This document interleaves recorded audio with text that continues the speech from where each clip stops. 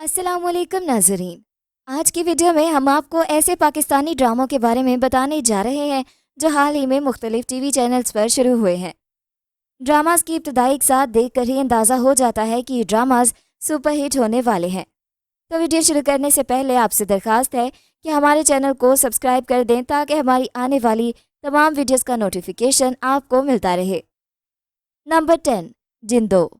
जिंदो drama serial Sindh और थरपारकर के इलाकों में फिल्माया गया है। एक ड्रामा जो एक औरत के इंतकाम की कहानी है। इस ड्रामे में औरत के किरदार को बहुत ही मजबूत दिखाया गया है। जिंदो एक जंगजू औरत है जिसका किरदार निभाया है हुमायमा मलिक ने। जिंदो एक हकीकी कहानी पर मबनी है। ये सिंध की माई जिंदो की कहानी पर बनाया गया है, लेकिन मुझे उम्मीद नहीं है कि इस कहानी में माई जिंदो के असल दुश्मन अदारे का जिक्र होगा, मगर ये ड्रामा बेहतरीन है। आप माई जिंदो की कहानी विकिपीडिया पर ज़रूर पढ़ें। नंबर 9, नौरोज़।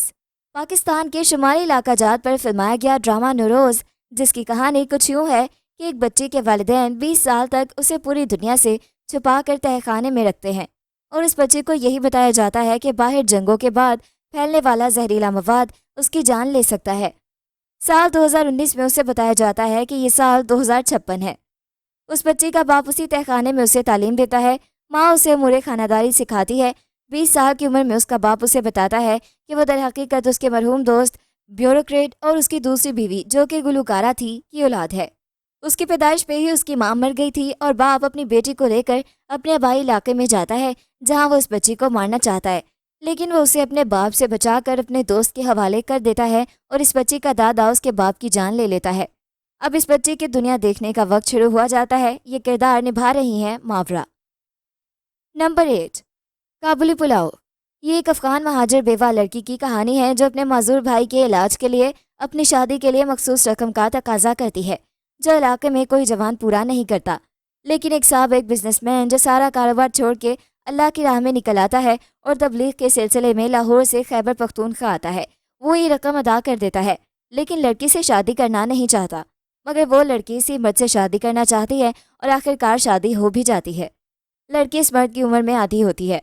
मर्द की पहले कोई शादी नहीं हुई होती। गालिबन किसी कज़न से कोई वादा किया होता है कि वो कभी शादी नहीं करेगा, लेकिन ये शादी गले में पड़ जाती है और इस कहानी में दोनों की मोहब्बत की दास्तान दिखाई जाएगी।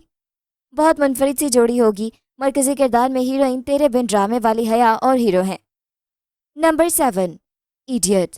परिजात वाले अहमद अली अकबर इडियट का किरदार निभा रहे हैं, जो बचपन से ही अपने बाप की डांट डपट खाते रहे और कई मरतबा घर से नाराज़ होकर निकल जाते थे।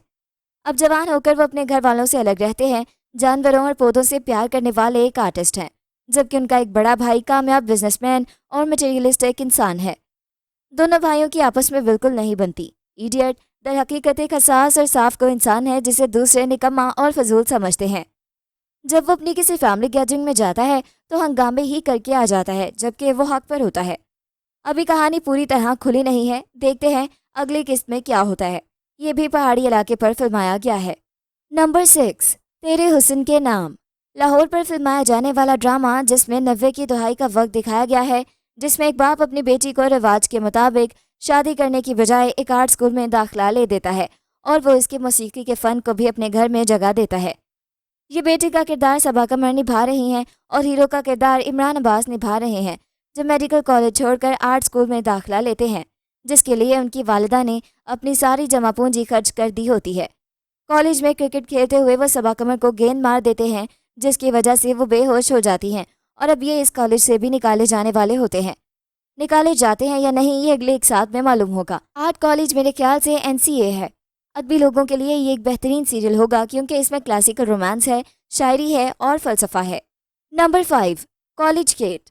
एक एलीट क्लास का कॉलेज बिल्कुल जैसे लम्स का माहौल हो और अमीरों के बच्चे पढ़ने के लिए आए हों।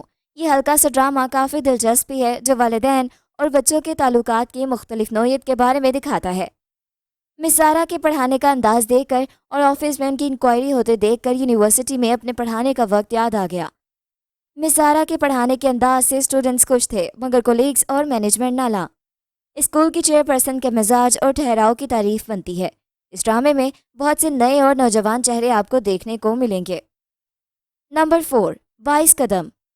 22 कदम की कहानी मेहनत, लगन, यकीन और ख्वाबों के गिर्द घूमती है, جہاں انسان اپنے خواب کو سچ کرنے کے لیے امید کا دامن ہاتھ سے نہیں چھوڑتا۔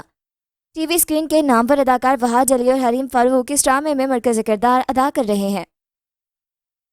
پاکستانیوں کی کرکٹ سے محبت سے انکار نہیں کیا جا سکتا۔ پاکستان کے شہروں کی تنگ گلیوں سے لے کر ہزاروں تماشائیوں سے بھرے پڑے اسٹیڈیم تک کرکٹ ہر نسل اور رنگ کے لوگوں کو متحد کرتا ہے۔ کرکٹ سے محبت صرف ایک صنف کے لیے مخصوص نہیں ہے۔ گزشتہ برسوں سے خواتین بھی قومی اور بین الاقوامی سطح پر کرکٹ کے میدان میں اپنی شاندار پرفارمنس سے ملک و قوم کا نام روشن کر رہی ہیں۔ ان تمام کامیابیوں کے باوجود کئی لوگ اسے مردوں کا کھیل سمجھتے ہیں۔ اسی تصور کو ختم کرنے کے لیے بنایا گیا ڈرامہ 22 قدم شائقین کی توجہ کا مرکز ہے۔ ڈرامے میں حریم فاروق نے فاری کا کردار نبھایا ہے، جو قومی سطح پر کرکٹ کھیلنے کا خواب دیکھتی ہے۔ فاری کا یہ محض خواب نہیں ہے، بلکہ کرکٹ کھیلنا اس کا جذبہ اور اس کی ضد ہے، کیونکہ وہ سمجھتی ہے کہ یہ خواب اس کو اپنی زندگی اپنے طور پر جینا سکھائے گا۔ نمبر 3، جیون نگر۔ گرین انٹرٹینمنٹ پر جیون نگر ان ڈراموں میں سے ایک ہے جس کا شدت سے انتظار کیا جا رہا تھا، اور پہلی قسط نے ثابت کر دیا کہ اس کا انتظار بلا وجہ نہیں تھا۔ یہ مختلف معاشرتی پہلوؤں، مشکلات اور مسائل کا احاطہ کرتی ایک شاندار کہانی کا آغاز ہے، جسے بہت پیشہ ورانہ انداز سے پیش کیا گیا۔ جیون نگر کی شاندار کاسٹ میں سہیل احمد سمیت کاشف محمود اور رابعہ بٹ شامل ہیں۔ ڈرامہ زندگی نگر کی کہانی اویس احمد نے لکھی ہے۔ اس ڈرامے کی ہدایات پاکستانی ٹیلی ویژن کے نامور ہدایت کار کاشف نثار نے دی ہے۔ جیون نگر ایک افسانوی قصبے کی کہانی ہے۔ اس کہانی میں دو رخی زندگی کے حامل ببر شاہ کی زندگی پیش کی گئی ہے، جو اپنے قصبے کے معصوم لوگوں کو گنڈوں سے بچاتا ہے۔ اگر آپ اچھے اور جاندار ڈرامے دیکھنے کے منتظر ہیں تو اسے ضرور دیکھیے۔ نمبر 2، محبت گمشدہ میری۔ ڈرامہ سیریل محبت گمشدہ میری ایک نیا رومانٹک سیریل ہے۔ ڈرامے میں آپ دیکھیں گے کہ سائم کالج میں پڑھ رہا ہے، شاعر ہے، گلوکار ہے۔ کالج کے لڑکوں نے مل کر ایک میوزیکل بینڈ بنا رکھا ہے۔ یہ وہ دور ہوتا ہے جب لڑکوں کو یوں ہی اپنا آپ ہیرو لگتا ہے، اور سائم تو شاعر و گلوکار بھی ہے، حساس انسان ہے۔ زندگی کو جذبات سے سمجھنا اس کی فطری مجبوری ہے۔ وہ گلوکار بننا چاہتا ہے، مگر اس کے والدین چاہتے ہیں وہ کسی مناسب فیلڈ میں اپنا کریئر بنائے۔ سائم کے پڑوس میں زوبی کا خاندان بھی رہتا ہے۔